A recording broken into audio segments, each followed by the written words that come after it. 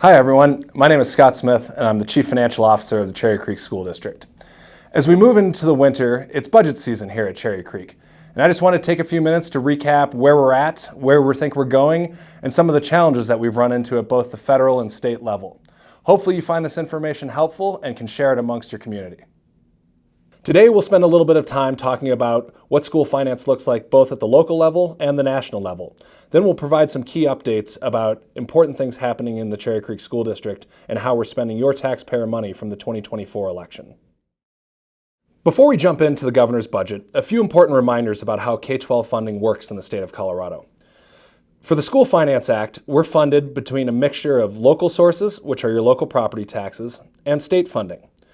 State funding is always the last dollar in the formula. So when your local property taxes go up because your value goes up or because you have more construction, your local school district doesn't end up with more money. In fact, we end up with the same amount of money.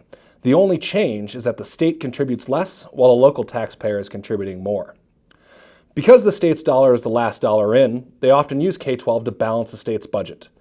That was evident during the last 14 years when we had the budget stabilization factor, or the negative factor, that withheld over $11 billion from public K-12 schools across the state of Colorado. Just in Cherry Creek, we lost over $700 million in that time frame, and there is no plan to ever repay that debt back to our public schools. It's important to note that Colorado is unique because of the Taxpayer Bill of Rights, or TABOR.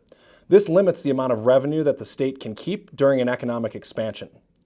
So while we always get to participate in the downside when there's a recession, your local public schools never get to participate in the upside because the state is always refunding that money back to taxpayers.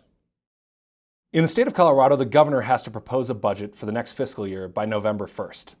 This year, the governor did propose a modest increase to K-12 funding. While that is positive, the amount of money being proposed doesn't come close to covering our cost increases, nor covering any of the unfunded mandates or cuts from the negative factor that we've experienced over the last decade. The state is continuing to move forward with the implementation of a new School Finance Act, which is good news and something that the Cherry Creek School District supports.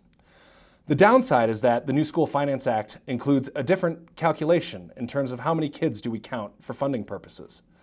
For the last 30 years in the state of Colorado, we've used 5-year declining enrollment averaging.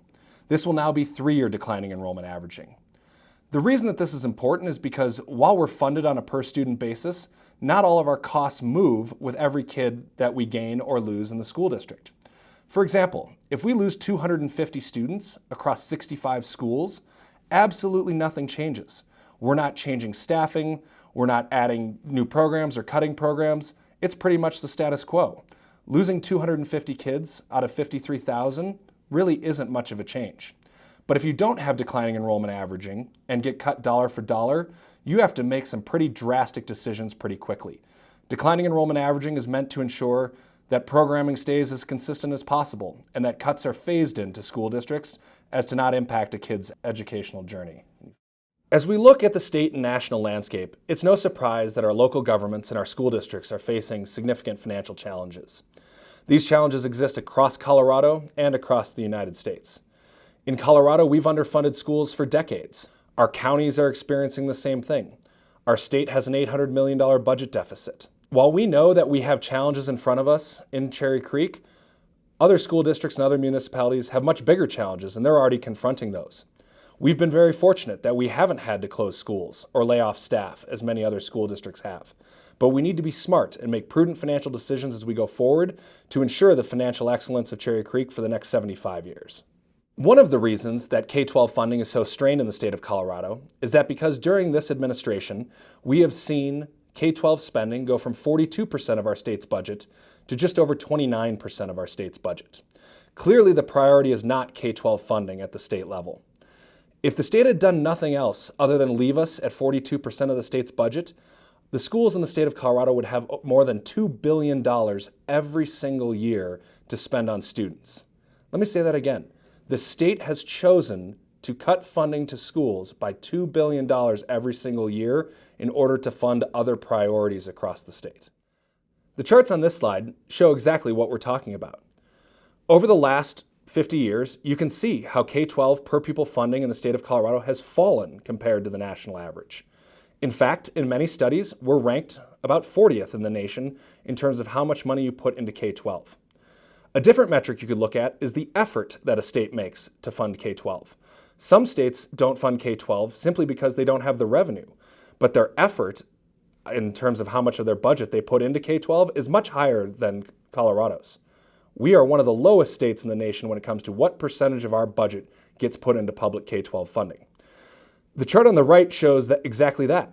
Over the past few decades, you can see total general fund spending in the state of Colorado and its growth. And the line below it, you can see what has been put into K-12. Again, if the state had done nothing else other than hold us flat in terms of a percentages of budget, our schools would have $2 billion more every single year. So while the state continues to deprioritize K-12 funding as a whole, we have some challenges in Cherry Creek. Much like our surrounding districts, we are declining in enrollment. This is a national and international issue as birth rates continue to fall. Our peak, we had about 55,000 students. We are down about 3,500 from there and will continue to lose students for the next few years. Keep in mind that because we're funded on a per student basis, when the number of students goes down, so does our funding. So if we'd still have 55,000 students, we'd have about $35 million more every single year.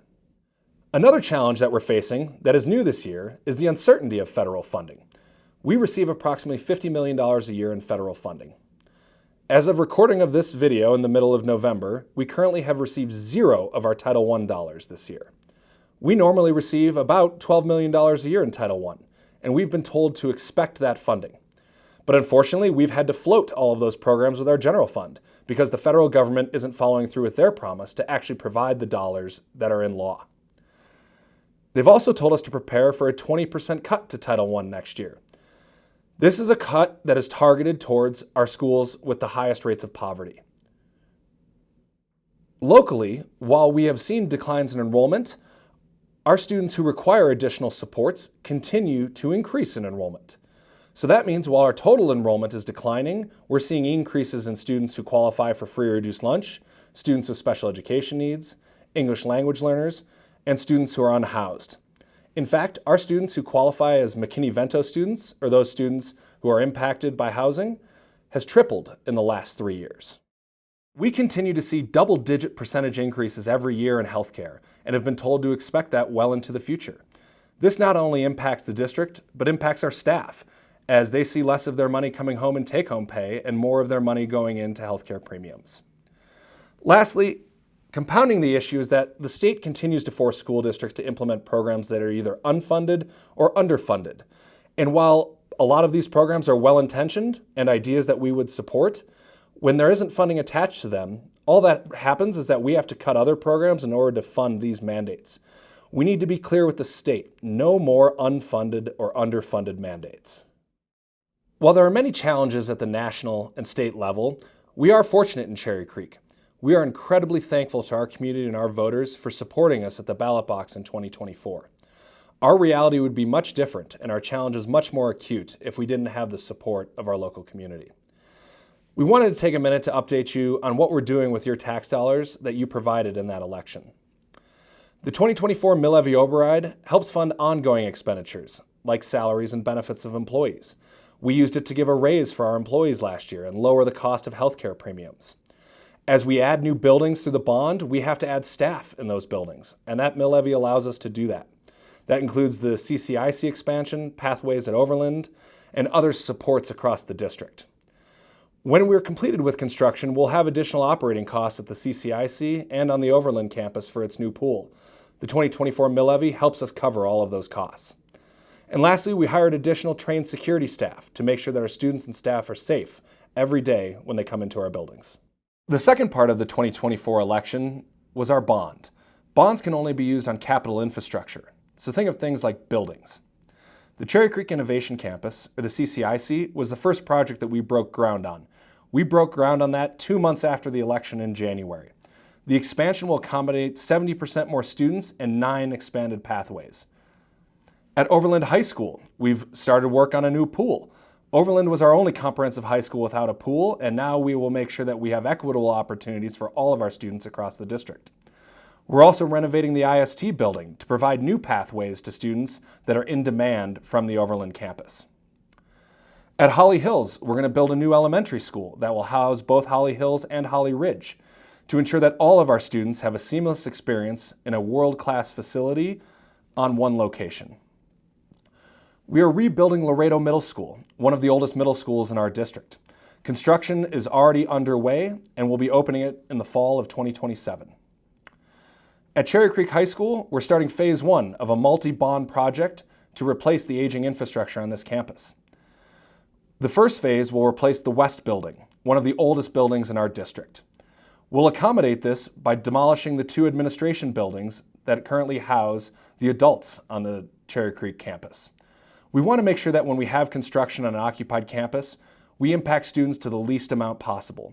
And the way we're accomplishing this at Cherry Creek is by moving our administration down the street. This is a very complex project, but we expect to have the new West Building open in fall of 2028. At Eagle Crest High School, we're doing a major expansion to the cafeteria and significant maintenance upgrades. We're also updating athletic fields across the eastern side of the district. There will be new baseball and softball turf fields at Eagle Crest, Grandview, and Cherokee Trail.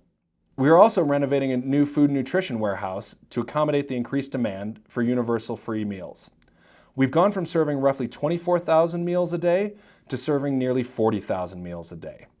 We'll also be updating technology across the district to ensure that our students and staff have access to the most up-to-date infrastructure. In order to make sure that we're being transparent with our community and providing all the information we possibly can, our school district has built an interactive map where you can click on specific schools or feeder areas and see exactly what is being invested and when it's planned to be completed.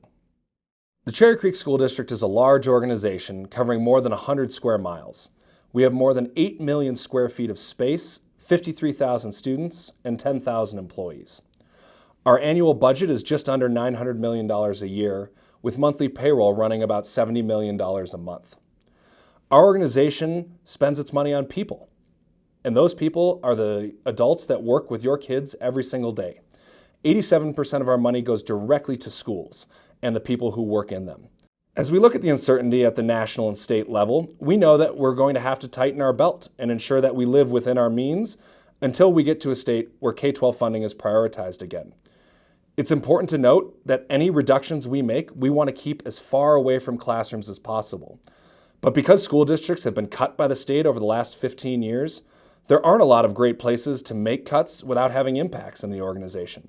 We need to make sure we come together as a community and a staff to ensure that we have a responsible budget, but that our kids' needs are at the forefront of every decision that we make. If you listen to the rhetoric coming out of the governor's mansion and the State House, you'll hear things like K-12 is fully funded. And while it's true that we have been returned to 1989 levels of funding, and they aren't currently cutting K-12, nothing could be further from the truth. In 1989, education looked drastically different than it did today.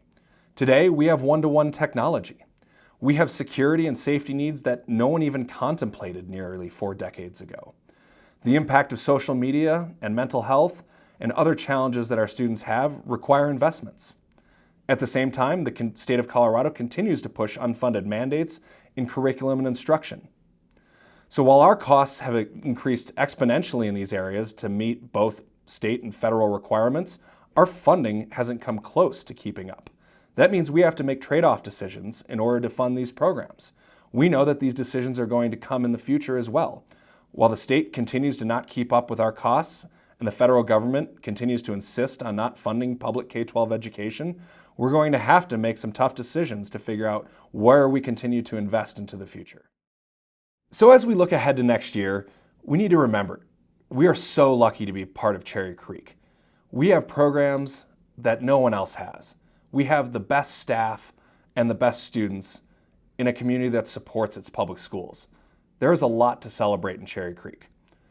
But we can't pretend that the headwinds we faced at both the state and national level aren't real. We continue to see paltry amounts of funding from the state while they continue to push unfunded mandates on us. The erratic nature of decision-making at the federal government and the cash flow issues caused by their inability to transfer money when they're supposed to have real impacts on our operations. We know that there is softening across the economy, and many households are starting to tighten their belt. Just like our households, Cherry Creek is going to have to do the same. We are going to need to make smart reductions and strategic investments as we go into the future. We need to continue to invest in our students, staff, and programming. But this is going to take all of us to make sure that we do this in a way that is best for our community. Again, we're so fortunate to have the support of our community and the vote in 2024 to help us do some amazing things in this organization. Thank you for taking the time to learn a little bit more about the finances here in Cherry Creek. While we definitely have some challenges on the horizon, I know it's nothing that we can't overcome if we all work together.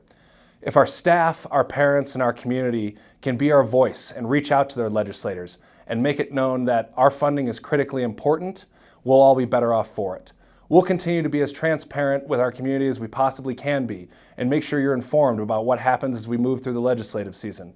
But thank you for your support of the Cherry Creek School District, and let's make sure we deliver all we can for our kids. They deserve it.